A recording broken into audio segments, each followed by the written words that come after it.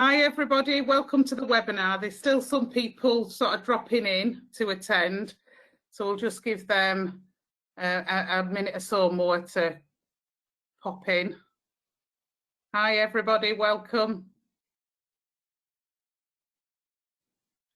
So the webinar today is a let's talk about webinar as we normally do, but this is about just how we're doing 10 months in. So those of you that have been on several of these webinars will know that we've done some very specific topics, and we did do a very specific topic yesterday as well on PAs and vaccinations yesterday, because the need was there and the demand was there, so we did do that yesterday. But this one generally is just trying to get a feel about how people are, getting some ideas of where people are and what they're doing and what's on people's minds at the moment.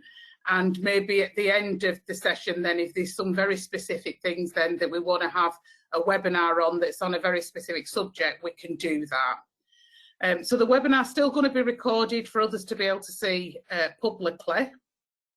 And just for those of you that haven't attended the webinars before, this is how to participate. So you'll see a box like this.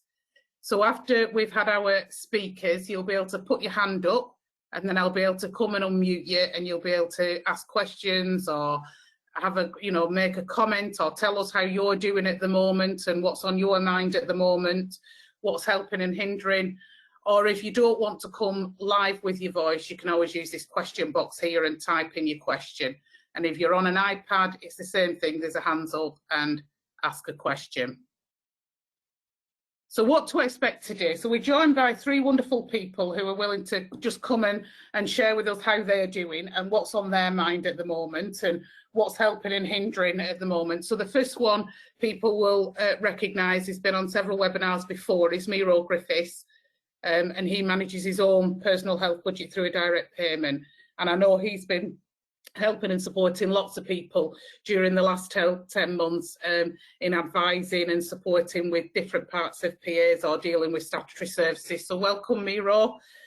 Donna is new to presenting. She's fabulous. She's a volunteer for Social Care Futures, and she lives with 24/7 support and really passionate about being able to live a good life and wants to support others to do the same. She wants change. So Donna's also hosting Zooms for the Social Care Future Inquiry that starts tomorrow as well. So Donna's making a premiere appearance here today and then getting moving with the Zooms tomorrow. And then we've got Lisa. So people might have seen Lisa before on one of our previous webinars. Lisa manages her adult son's direct payments, which previously included an education budget alongside health and social care. She's one of our most valued partners in policymaking, graduates and speakers now in partners in policymaking, and she now works for Learning Disability England. So each one of them will talk for about 5 minutes on how they're doing and what's on their mind, and then we'll open it up to you to let us know how you're doing and what's helping. Thanks, Miro. Over to you. Okay, thank you, Julian, and hello to everybody. Well, I suppose, after 10 months now, I think there's 4 things I would probably highlight. First is the issue of my well-being and those who live in my house and my PA's well-being. And obviously at the beginning there was a lot of concerns and worries, and we've tried to address that through having regular meetings and intervals. And I think what works quite well at the moment is that we are maintaining that regular discussion. So we're having I'm having discussions with my partner and my father, who I live with, highlighting their concerns, any concerns that they may have about PAs working whilst trying to maintain social distancing in the house, which is obviously very difficult, and also checking in with all the PAs. So, at the beginning, we were probably having 2-3 meetings a week with every PA to make sure everything was going okay. Now we probably have a meeting every week to see any concerns that may be arising. And also as an employer, I've got to think about the real challenges that PAs are facing in their own lives, in terms of their own responsibilities for caring or maybe for school, for their children and so on. So having that regular contact and having it stabilized has been quite well. I think the other issue has been the PPE. So at the beginning, we had major problems accessing PPE affording the PPE and so on. Now that we've been in this for about 10 months, we've got a much more streamlined process. I went back to my advisors who obviously review and assess my personal health budget. We looked at over a number of months how much has been spent on PPE, and what we've done is we've made sure that we've had a variation in my personal health budget to account for that, and that's just being monitored on a regular basis, and we'll just keep spending that as when appropriate. And the good thing with that as well is because I'm not tied to any certain commissioning frameworks or tendering processes. It means I can go out and choose the best PPE to buy, and sometimes getting a discount, which means I can get more and make it a lot easier rather than going backwards and forwards to the CCG. The third issue, I suppose, is an issue around vaccination. So as of today, I'm really pleased that all my PAs have been vaccinated. Over the last couple of days, we got the information about how to vaccinate them on Tuesday and on Monday, and by today they've all been vaccinated. So that's really good, including kind of informal carers as well. So that's been really helpful. But also, I think there's something important about maintaining social distancing and reminding PAs of the importance of social distancing beyond vaccinations. So again, some people I think are seeing vaccinations as a kind of golden ticket out of this. And whilst in one way it is, but we also have to remember that we still need to social distance. We still need to maintain those rigorous systems that we put in place over the 10 months to protect myself and protect PAs.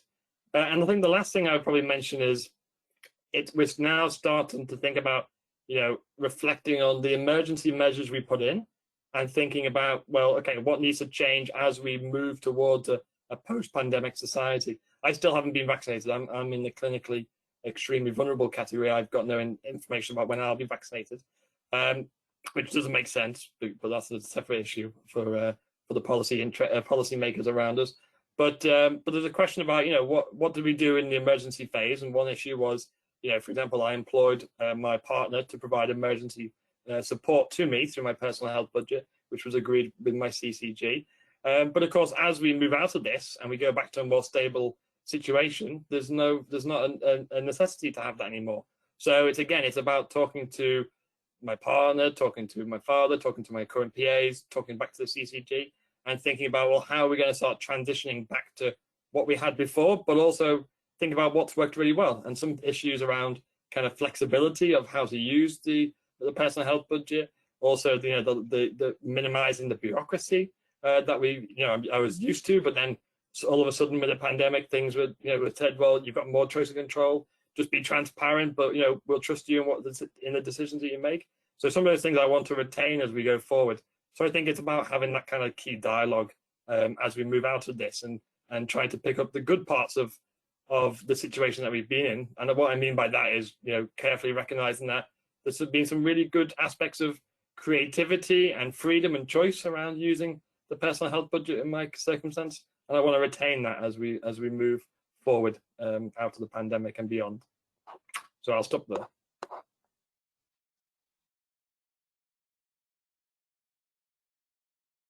Great, thanks, Miro.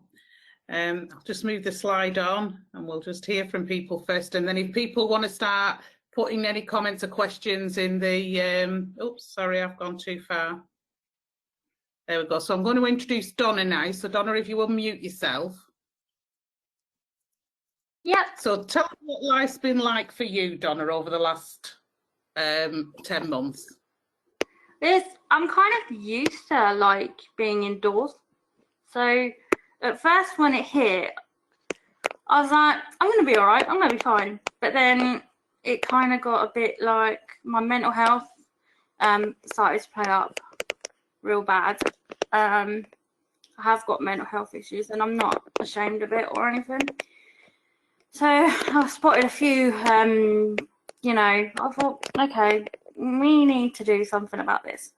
And I was speaking to you, I think, a lot, Julie, on how I'm able to access things, because I like seeing people. I don't like speaking to people through cameras. I'm just not that kind of person.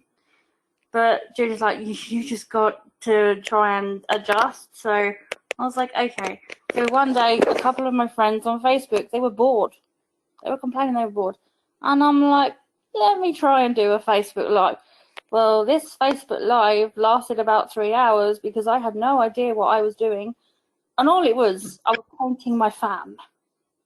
But it was an activity. And then I did more and more and more. So I tried to keep myself as busy as possible. But it became very hard to do all these lives because they're exhausting, because you try to keep up with the mental health because you can't go out anywhere, you can't see anybody, but you still have to carry on. So that's been the difficult part, but the good part is that I've always got sort of like people to talk to, and I've always sort of found things to do. You have to try and like keep positive even if it's not so positive. So like, if, for example, when we went into all these tiers and all that rubbish, which I had no clue, I was quite happy because I could see some people. But then we came back into lockdown and I'm like, for goodness sake. So this time I'm like, right, okay, none of this negative attitude. I'm like, we're lucky to be alive. We're lucky to have a roof over our head. Some people don't even have that. You just got to be positive about it, I think.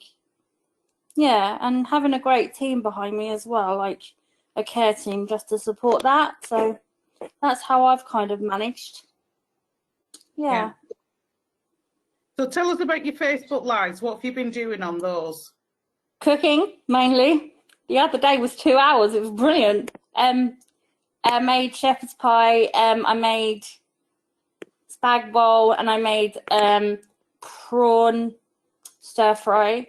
I do pom-pom making, so I made pom-pom cats once. I've done weaving, I've done painting, you name it, I think I've done it. I'm trying to think of other ideas to do as well. I've given people a lot of advice when they're bored. You know, just try and find things to do, try and help people, yeah. So that's isn't it? Some of them Facebook Lives that I've been on, some people have been saying, Donna, I'm really fed up. And as you've been cooking a shepherd's pie, you've just ended up sort of chatting through things, saying, well, you could do this, you could do that, and giving people suggestions and sort of helping people as you've been cooking. So sort of chatting and cooking has been... Yeah, because you have to. You know, you can't just leave them. This is about helping each other. If anything, I know this is going to sound quite crude, but I'm kind of glad. And I know this is not in the fact that it's killed people. I'm kind of glad Corona has come because it's made us realise what we need to be grateful for, if you understand.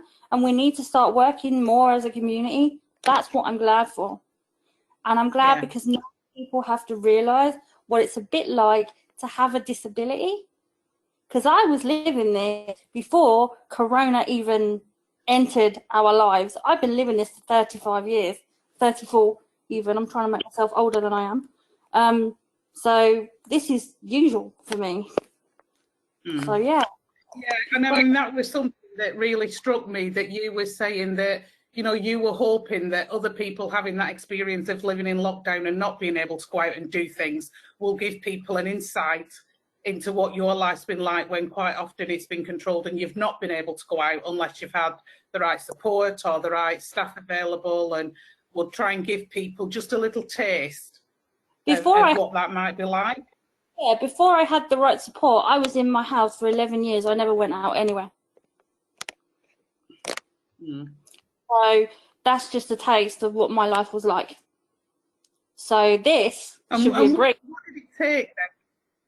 What did it take, Donna, then, to get that right support so you could do that? You, in control, Sharon, some kick-offs, a lot of people just working together. People weren't listening. They were doing what they wanted to do. They weren't listening. They weren't focusing on a personal centre plan. So I had to get Julie involved. And Julie's quite feisty when she wants to be. So we helped kick some butt at social services, and now I've got a brilliant care company with a brilliant manager who I adore, and I'm very much stable now. you know, we have our ups and downs, but that's life. You just have to take it and roll with it, I suppose. Yeah. Yeah, so you've got a good circle of support. You've got a good local circle of support around you as well, haven't you? Yeah. Yeah. Brilliant. Thank you, Donna. Thank you. Okay, Lisa. Hi everyone, I'm Lisa. Yeah, it's been quite a roller coaster time these last 10 months. I have a son, my oldest son is autistic. He has a personal budget and a personal health budget. But I also have a younger son who has some labels, and I also care for my mother-in-law who had a stroke just before the pandemic. So, and I obviously work as well. And I think my older son, the one who has the personal budget, we'd got to a point where he lived a really great life. So he'd set up his own business, he drove, he had an independent psychologist through a personal health budget. And then he believes, and I support him with a belief that he just has the just enough support, which for him meant 2 PAs. He doesn't have 24/7 support, and he flexes it as he needs. I think some of the things that we've really learnt and experienced have been that as his business, small business, kind of went under and he lost all of his regular customers for a variety of reasons, he became much more introverted and his support needs changed quite a bit. Now we have quite a lot of flex with his budget. The local authority and the continuing care people are very good with us and allow us to. But our challenge was that his psychologist is an independent psychologist. She's clinically vulnerable. She only wanted to do Zoom sessions. But my son felt that that wasn't for him. So that input, that psychological input that's been so important and was increasingly important through the pandemic, became quite problematic. One of his PAs is also classed as clinically vulnerable. So there have been lots of debates over the months as the rules kept changing about should she be at work, should she not be at work? When she insists she wants to be at work, but the guidance suggests that I shouldn't be letting her be at work, what does that mean for me as an employer and for her as an individual? We have great relationships with our local GP, thank heavens, and a bit like Myro, she was vaccinated 3 days ago, which is a huge relief for all of us. And Jamie's other PA has herself got all sorts of other family stuff going on and has experienced really some mental ill health herself. So it's been how to help her through that when my son was also experiencing similar things. And I think some of the things that we've learned is that as a family, there might be a lot of labels in my family, but boy, can we all support each other when it comes down to it. Actually, every single one of us and them have been able to support each other in a different way that's really mattered. The flexibility that we have and the relationship we have with the CCG and with the local authority has been invaluable, because I've just been able to do things as and when I felt I needed to. So like with PPE, a bit like Myro, I was just able to phone up and say, I'm going to do this. I'm sure it's all right, isn't it? And they kind of went, yes, okay. I think both my son and I have found it very challenging at the speed that guidance has changed, that guidance doesn't always come out in an accessible format. And therefore, my son has often turned to the dreaded land of Facebook for advice and information, which often has been quite alarming and not accurate, and trying to persuade him and calm him down and say, no, actually it's okay, but I kind of can't give you anything from the government yet because that hasn't come out in an accessible format. That's been quite a challenge. And I think moving forward, I think one of the really big things for me and my son is to say, if you go for a model of just enough support, but actually you have something like this happen and all the support falls away at once, but your son doesn't want a stranger in, what can support look like in an emergency? It's certainly brought a few things home to us. And I think, you know, it's just the length of time. It's the not knowing. To try and say to my son, hang on in there, it's going to be okay. And one of the big things in our minds now is we don't know when it's going to be okay, but he needs to feel stretched. He wants to feel stretched. And he has a huge amount of money in his budget now, a huge underspend. What's going to happen to that? Could he use that in some sort of different way to help him to move on from the pandemic? You know, could it be used in a really creative way for him to, I don't know, study or get his business going again? I think those are going to be some of the questions that we're going to be asking over the next few months. Thank you. Thanks, Lisa. So that, hopefully that'll give you a little bit of a flavour from different parts of the country. We've already got one question in for the panel. How do you all feel about having the vaccine? So can I start with you, Miro? Well, I'm looking forward to it. It's been frustrating in terms of where I am on the prioritization list. And my preference would have been to do it by circumstances. So if you're doing frontline health and social care workers, it'd probably be a good idea to, at the same time, to vaccinate people who use health and social care frontline workers. But I'm pretty excited by it. I'm not bothered remotely in the nonsense that's being produced by certain outlets. It helps because my partner is a bioscientist, so she can explain the science behind it. And the key thing is, as I said before, it's about dialogue. So, you know, I get the vaccine information, I speak to my consultants, I speak to my partner, I get a good picture, and then I just, you know, I'm looking forward to being called up. Brilliant. Donna? Hang on. Yep. Yep. Yep. I'm good. I'm a little bit not sure. I think it's because I don't know enough about it, and I'm sure my GP will just come running round with, you're having this, and you're not really going to get away with it. And I know you don't like needles, but you're having it anyway. And I'm going to be like, well, I can't go anywhere anyway, so you're going to have to give it to me anyway. So I'm not going to have any choice. And I don't really mind when he does. But what I don't like is all this rubbish on Facebook. Again, it's very misleading. I read the comments the other day. Oh, this person died in India because she had the COVID vaccine. Don't be putting that on Facebook. It's very off-putting. We're all a bit scared, you know. We need positive, you know, it makes you really nervous. As a person with mental health myself, you kind of sit there and go, you know what I mean? And it's, yeah, I want to have it because I know that I'm going to have it because I've got like complex needs and medical needs, but I'm scared. So I'm kind of waiting to hear from my doctor because I think that will be the best person to talk to. So Excellent. Yeah. I stand up. Brilliant. Thanks, Donna. Lisa? Frankly, I can't wait.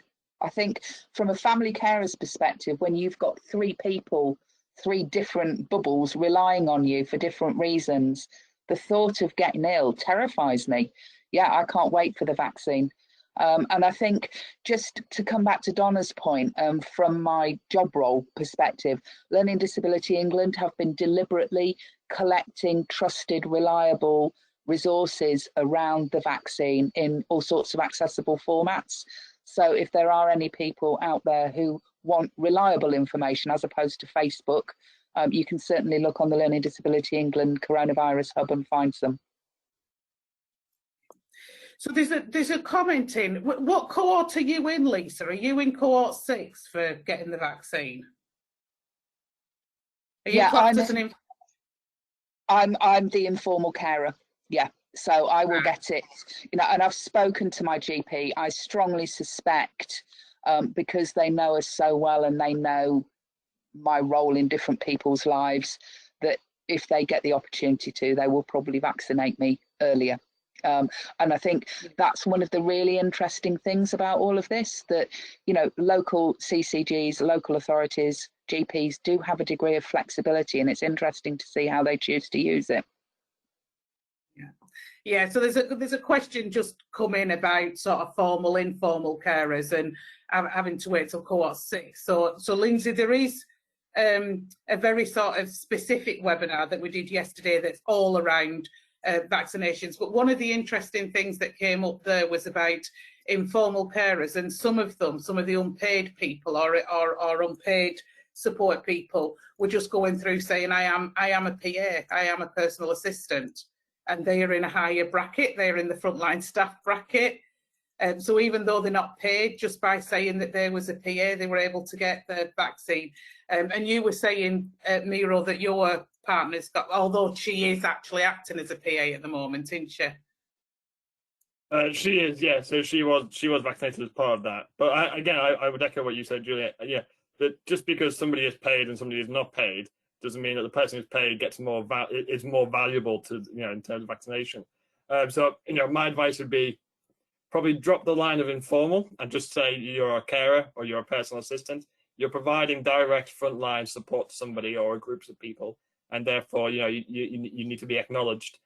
We had a lot of problem in the first instance around trying to get recognition for the PAs and for my informal carers, should we say. One thing I would advise is that you get your carers and PAs to go straight to their GP, get it recorded on their notes that they are frontline workers, so they can be called up. And then I would just be, my advice would be just bombard your CCG and local authority with emails to everyone and anyone, asking what's the protocol, what's the procedure, where's the booking form, when's this coming out, where's the guidance, and just send that daily. That's what I was doing. And then eventually I got a link to book all my PAs through. Brilliant. I'm going to unmute Lindsay now, who asked that question, so that she can join in on the discussion, and I'll start the people live. So you're muted, Lindsay. If you just unmute yourself now. Is that it, Julie? Can you hear me? Hi, Lindsay. Yeah, we can hear you. Oh, I just want to say a huge thank you to all you guys for doing these, really, really helpful and invaluable sessions. So thank you so much. So currently, me, her dad and her sister, we're not paid, but we're the only support that she has, and she needs 24/7 care. So to reduce those risks to her, we're not having people coming in providing it. We contacted a social worker to ask her how to set that and didn't get a response. So we then copied in the director of adult services and the local MPs Leeds.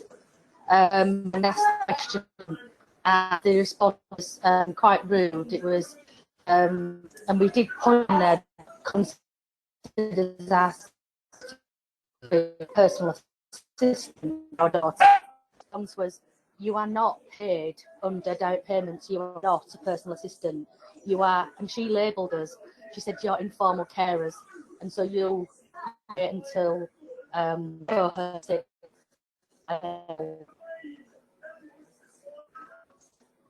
Your sound's coming in and out, Lindsay, so we're not hearing you. But I think so sorry. Very well. No, it's all right. So I have picked up because I've read. So you've gone through to try and get the vaccination, but you didn't have you had a rude reply, basically saying, no, because you're not a direct payment PA, you can't have it. Is that right? Kath Roth, services, she told us we were informal care. We said very clearly our daughter's personal assistants. Back and said, no, you're not. You're paid through direct pay informal carers. In values, the CEO of Carers Leeds, and did get support. We did copy as MP and local councillor, and Rebecca Chat, and she's the executive to wellbeing, and we didn't get any response. How right, so it sounds as if you're still waiting for a response now from MP and local councillors, I think. Your sound's really coming in and out, so I don't know whether any of the other panel picked up on more than that. I got a little bit. I didn't like it. I didn't like it. I almost want to go red here. How rude. Sorry. I know. It's kind All of right, weird. go on, Lisa. I find this really frustrating. I think what I did was I looked at the standard operating procedures. I cut and pasted the relevant bit, and there is a bit in there that says that that local areas can exercise their discretion on health or equality grounds. So I would cut and paste that bit, but I would make sure that you send it to the people who are going to actually give the vaccinations. That was why we went to the GP, because locally to us, it's actually them.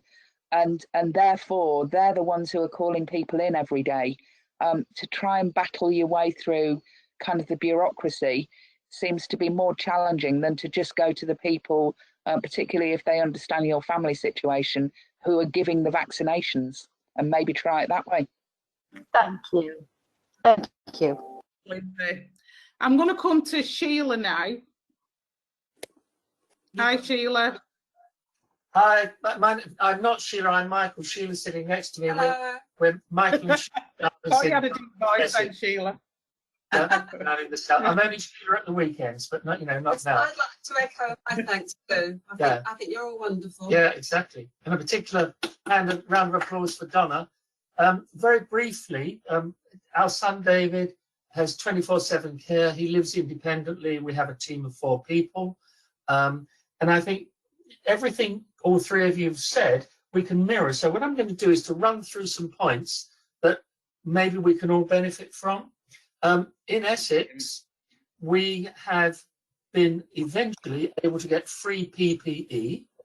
So we started off using our discretionary direct payment expenditure for PPE, but now it's available for free. I don't know how long that will keep going. June. Yeah, well, the government have said June. We have all of our guys apparently registered with the local authorities, but they're basing it on if you get paid. So if you're an unpaid carer, as Sheila and I are, even though we're in our son's bubble, we're told that we're not eligible. So it's based, for Essex, it's based on payment. We approached our GP to see if he had any discretion, and he told us no. So our GP has told us, don't bother. Our MP, who sadly for us is Private Secretary to Boris Johnson, is too busy to do anything. So we hardly ever get a reply from him. So we have written to our MP. So there's another blocker there. We are still fighting that. I mean, And for David. and for David, because To get his vaccination. Miro, David's like yourself, he doesn't qualify under the government yardsticks. So because of David's constellation of disabilities, anyone on its own doesn't qualify, but you put them all together, it's very difficult for him to be able to sanitize his hands properly, wear a mask, do this, do that. So we're still pushing that one to get him elevated in line with his carers. We have one problem with one young carer who's worried about taking it. Oh, because our PAs haven't been vaccinated yet. Oh no, ours haven't been vaccinated yet. So whilst you guys, and we noticed this from yesterday's meeting, you guys, certainly in the north to us, it all seems to be clear. It's very muddy and muddled down here. So we're not sure what happens next and who will contact whom next. So that's extremely unclear. So we're still waiting for the guys to get their vaccination, but one is doubting that he wants to take it. So we have a problem there because, as we heard from yesterday, we have no legal obligation, Not obligation. sorry, legal ability to force him to take it. But it does leave us very exposed. So any suggestions on how to handle that will be much appreciated. And what else have I got here, Sheila? I think that's about it, actually. So you can, certainly from local authority point of view, we're both good and bad. We have some things good for us, some things not so good for us. almost a mirror image of what you guys are experiencing. One thing that is very bad for us is we have no contact with social services. Oh, yes. We don't have any point of reference, we don't have any Yeah. support, and we never have a sensible discussion. It's always confrontation. So we've got a big issue there. So there's no adult discussion between annual reviews. And indeed, there's very little adult discussion at annual reviews. But it does mean that when you say, and each of you have said that you've been able to phone up and have a very sort of adult discussion and get things done, or I'm doing this, we don't even have that ability. We can only phone up to an emergency point of contact. As the person who handled our last review has said, I'm no longer on your case. You have nothing to do with me. So that's frustrating. Yeah. Julie? And that's massively common, actually, from the Yes, whole of course. register. The lack of Yeah. communication was a massive issue across the board. Sorry, go on, Donna. Did you want to say something? Can I take the social services, please? I need to take the social services. Right. Okay, my advice would be for you is to try and find out who the head of social services is. We We know. know and we write to him. We write to him. Okay, then you start bugging him. Day in, day out. Trust me. Tell them about the, And if you want me to help you, I'll help you. Thank you, because- Donna.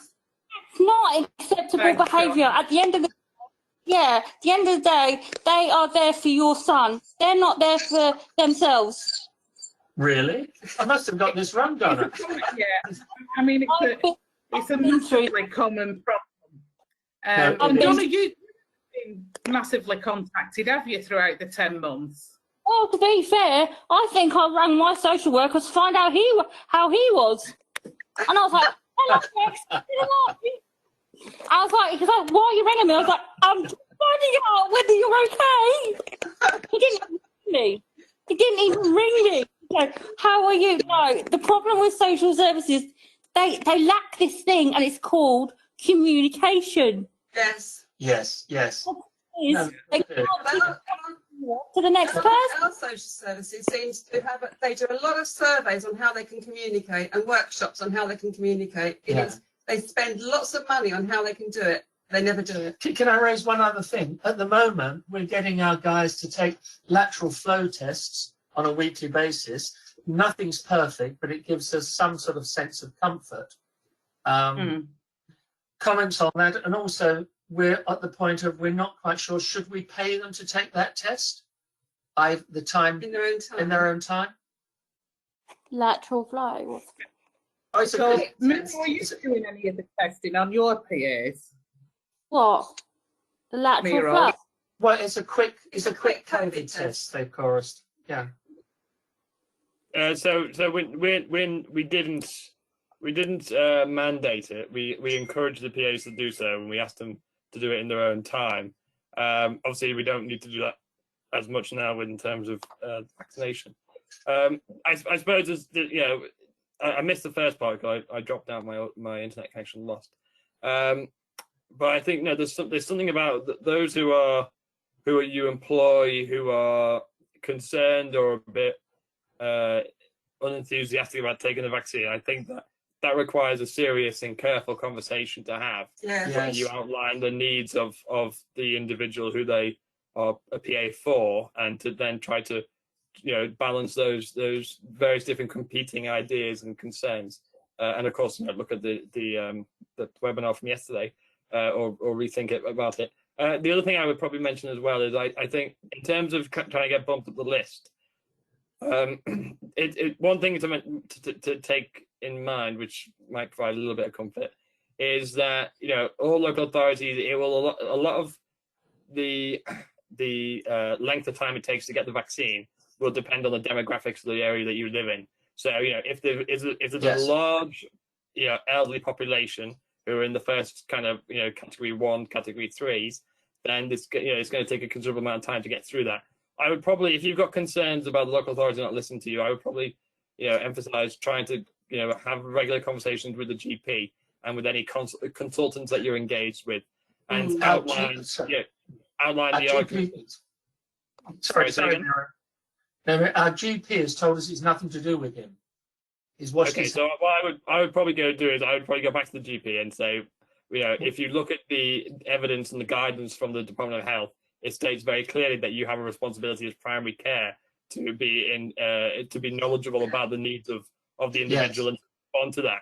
And what I would do is I would probably present the argument that as a combination of the needs, it creates a very precarious situation for the for the person. Yes.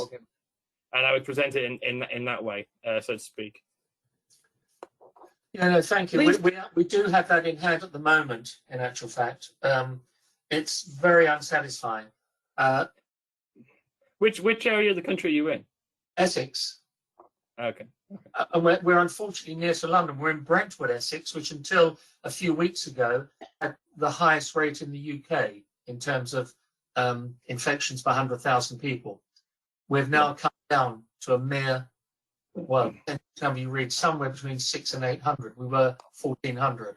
I mean, there's also one option which is a carefully worded acknowledgement to those within the social services and those GPs as well, to say that because you are and through their evidence that you are ignoring the concerns of yourselves and the needs of the person, that you want to make them aware as individuals that you will hold them responsible for any problems that they emerge. Yes. And acknowledging that and just saying, you're taking legal advice at this point about the ambivalence that they are presenting towards you, that there may be cause then for action post the situation, or indeed if anything does detrimentally happen to you or the person we're talking about. No, indeed. We've written to our local CCG, but no reply. Well, the problem at the moment is that they can't. The problem they got is because the Coronavirus Act, it suspended all complaint procedures. So the government, Coronavirus Act has mandated all CCGs that they don't need to respond to complaints. But I think just constantly raising the concern of litigation is a way sometimes to get people a little bit panicky and into action. Yeah, we are embraced by a wall of silence from all quarters down here. Sadly. Yeah. Go on, Lisa. We'll keep trying. Thanks for the support and the words. Thank you. We never give up. No, we're never give up. Donna, I may pay you train fare to come down here and you can come and see our social services. The other thing that you could do, just quickly, you could get an advocate involved. That might help you because you sound like you're under a lot of pressure. I mean, my head is boiling listening to your pain. Yes. To come down there, pain, pan, and Donna, we are so used to it. I don't want to sound cynical. Yeah. Since David's been a little boy, we've had to have lawyers involved all of his life.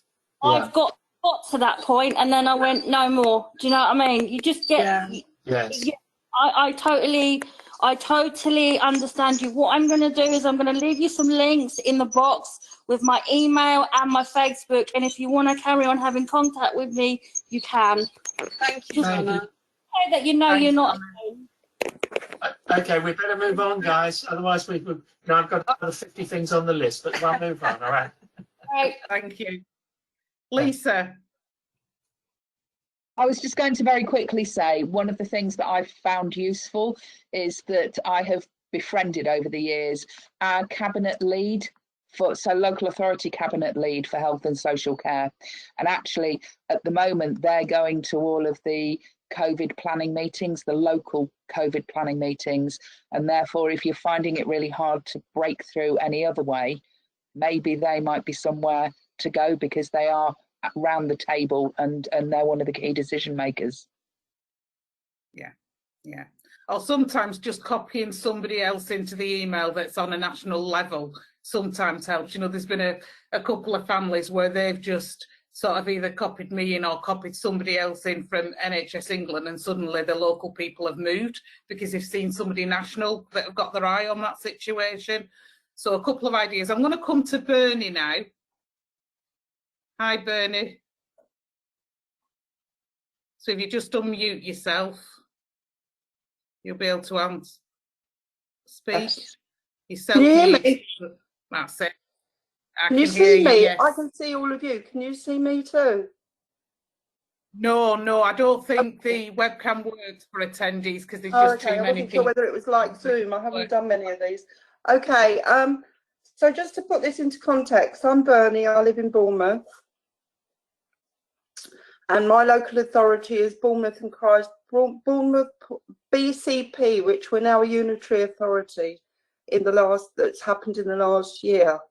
I'm a direct payment user, obviously, and I've got 4 PAs, fantastic team. One of them I had to make redundant at the start of lockdown. We have a support service, but it's an in-house support service that's run by the local authority. So I'm very fortunate in that I've got a fair bit of background on direct payments. I work for a ULO organisation, so and I've been a direct payment support worker over the years, so I kind of have got a reasonably good handle on what I'm doing. But things are changing so quickly. You know, like back in the day, we'd have one bit of legislation come out and we'd have time to catch up on the guidance. And these days, it's just coming at you so fast, especially with the pandemic. So I haven't really had to contact my support service over the years. I mean, I've been a direct payment recipient for years. I moved from London. So I've been on direct payments in this local authority for about 15 years. And during that time, I've never had to contact my support service. And to be fair, based on what some people are saying, they've been reasonably good. They've sent out communications, they've looked into PPE, all the other stuff. So I found myself in a position where I did have to contact them because I was having to make member of staff redundant. And although I've got some knowledge, I didn't want the sole responsibility of that. So that went reasonably well. They were engaging, went well, involved me in communications. What seems to have happened as a result of that, they've now started asking me lots of questions about how I run my service, most of which they don't have a problem with. But what they've done in recent weeks is they've made it very clear that they want me to change how I manage my payroll. Now, for the last 15 years, I've managed my payroll in the same way, and there hasn't been any questions asked. And I find myself right in the middle of the pandemic, having to change a system that's worked brilliantly well for years. My payroll is managed by the organisation that I work for because I wanted to, and I've done that deliberately because I wanted my, the ULO that I work for to have a little bit of income. But how they do it is I present them with the hours that my staff need to be paid. They then make the payments from a pot of money. They then provide the pay slips. So I give the pay slips to my staff, and then the payroll team invoice me for a lump sum of money once a month, which I then pay. You clear about that, yeah? Yeah. Now the added slight dilemma for me in this whole thing is that we also have in my local authority the prepayment card.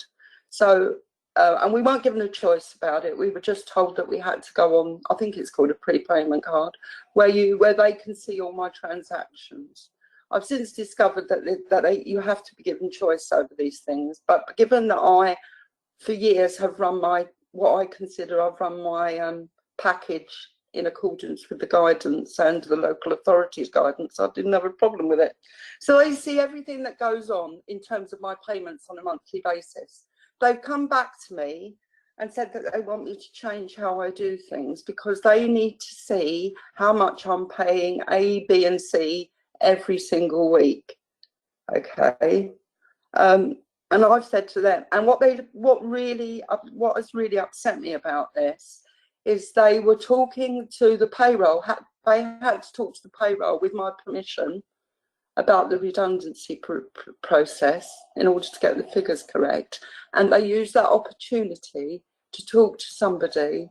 I don't know the details of the conversation, but the support service told me that while we were talking to them about your redundancy, we also raised how you did your payroll.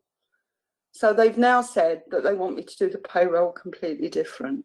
And I just feel, and so I wrote to them. But I wrote them in quite a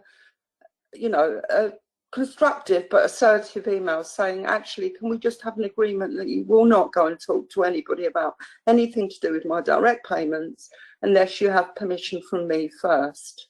You know, I'd given them permission about the redundancy, but not about the payroll. I got this email back that basically said, actually, and I said, oh, and my argument to them was, if this is a trust issue about how I'm spending my money and who I'm spending it on, you need to talk to me about that. They came back and said, Bernie, we've got no problem with the way that you're running your package. It's perfectly fine. We know you know what you're doing, but can I remind you this is public money? So now I'm kind of, next week I'm having a meeting with the payroll company to look at what options they suggest. And I just want to make sure this is done in a way that I'm comfortable with, obviously. But I've also got questions. I think it's a little bit unfair to put this on me in the middle of a lockdown and a pandemic. Yeah. And when I've got kind of, you know, PAs going off having COVID tests, having to stay off for 14 days, another one that's had the virus and is coming back, and a great team of people that are moving around and doing things and supporting me. And without them, you know, they're just amazing, all of them. We work really well together, and they've had no reason to distrust me or at all. But now they've suddenly come back and said, Bernie, this is public money, and we want this to change. And I don't know where to go from here, really. Obviously, this is a stressful time for all of us, including me. Yeah. So sorry that was Lisa. A bit long-winded, but I thought you needed to know it's all right. It's all right. Lisa. Hiya, Bernie. My heart goes out to you.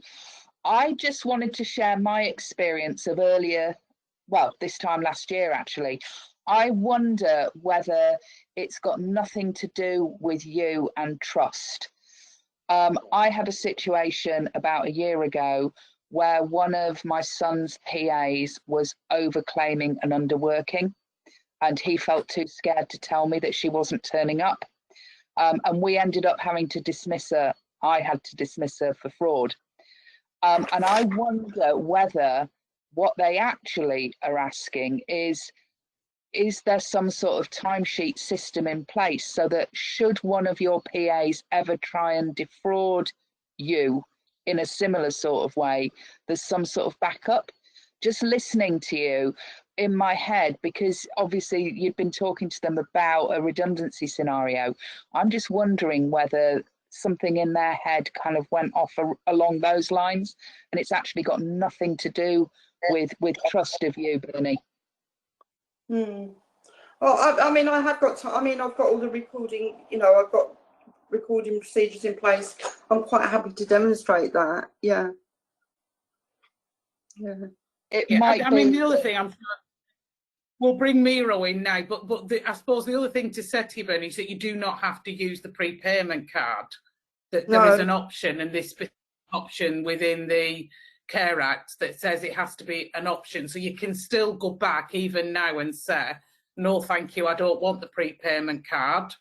I want to have a traditional direct payment. And I don't understand the reason why the way you're doing your payroll now doesn't work. So, Miro, any thoughts?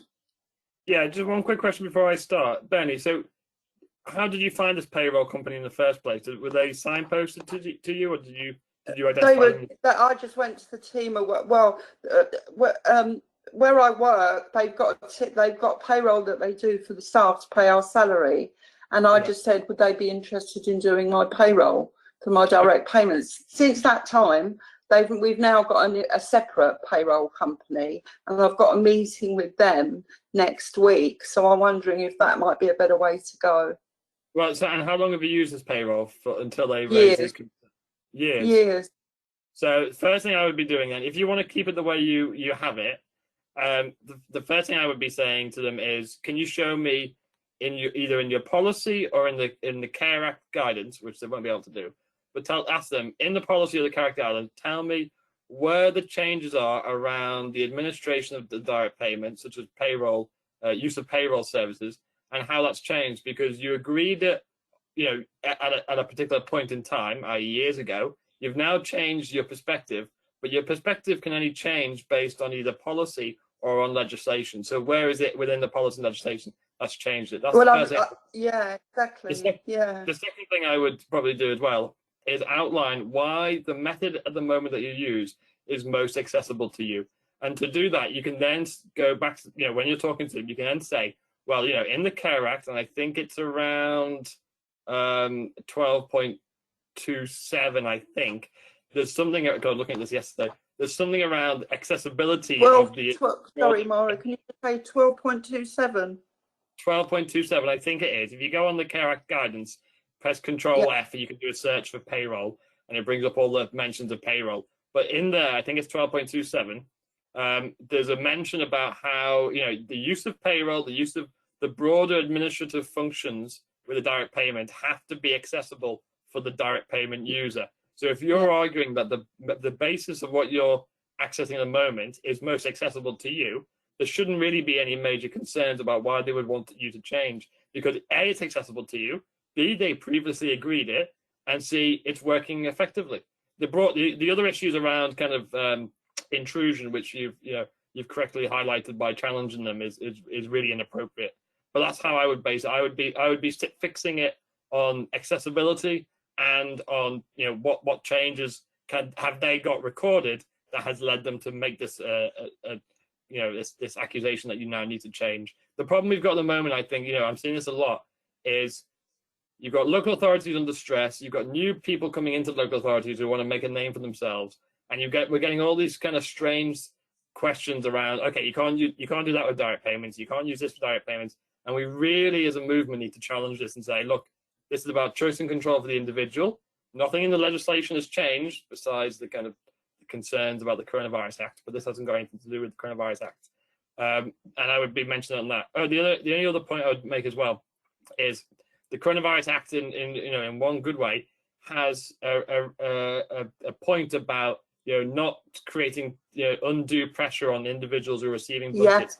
So doing reviews, doing assessments, and so on have been suspended for the time being. They don't have to be done. So there's also a question of, you can ask, legally under the Coronavirus Act, the obligations now of local authorities, you don't have to do this review until we're in a post-pandemic society where you're in a bit better place to be able to juggle all the administrative and all the assessment questions that they're trying to pose to you. Yeah, that's really helpful. Thank you. It's interesting because it's good to have them remind you of that Care Act clause, because I knew there was something, but I wasn't sure where it was. I've checked through the letter of agreement that we sign, that we presumably everyone else has to sign one too. The one in the Bournemouth one is particularly, well, in my experience, it's particularly detailed. It's 25 pages. And there isn't anything in that document that says that refers to this whatsoever. So yeah, that's interesting. I mean, it depends on how far you want to go. My approach usually, I don't usually ask them, so I'll say to them, if you've got a concern to raise, show me in the legislation that where the problem is, and then we'll respond to it. Otherwise, it's not a concern, is it? Because it's their interpretation of the legislation, which is not that strong, really. It's not really that relevant whether they misinterpret it or not. The point is, if they got concerns, they raise it alongside the areas of the legislation and guidance, statutory guidance, that says there should be concerns, and I would then make a conversation on that. So the issue about confidentiality, because I'm just aware that if this has happened once, it could happen again, and I want to do what I can to safeguard myself against that. So you said earlier that there's something in the COVID legislation that we can't make a complaint at the moment. Yeah, well, so at the moment, all complaint procedures don't have to be responded to during the Coronavirus Act. But we can log it. You can log. You can log it, and I would log it, and I would then log how long it takes them to respond to you. So you've got that as your evidence. But the problem is that if you're getting frustrated that they're not responding to a complaint, the problem is that they've got that window now of opportunity to not respond to a complaint because of the Coronavirus Act legislation. Yeah. In terms of confidentiality, well, the other advantage for you. The other advantage for you, Bernie, is that if you do log it, that freezes the issue as well. So what you could say is, look, I'm not transferring to this different way of payroll. I think we need to have a proper discussion about it for all the reasons that and Miro said about, you know, I want to know the policy, I want to know. So in effect, you could actually use that process to freeze it for yourself so that you don't have to deal with this during the Yes. bit yourself. Yes. Yes. And Okay. always, sorry, I was just going to say, and always sign off your email by saying, just for transparency, all of my information and all of the things that you send back to me will be reviewed by, you know, legal advice. Just because that usually scares them then into thinking, oh, we can't, you know, we got to stick right to the letter of the law here, otherwise we're going to put ourselves in problems. Yeah. It's quite sad. It's quite sad, really, that my reluctance to engage with them for this very reason for so long has actually, you know, brought this about. You know, and I'm a real strong believer. I'm sure as many people are on here, that support services for direct claimants shouldn't be part of the body that's funding us. You know, it's really difficult. But yeah, thank you. Thanks for this. It's really useful. Thank you.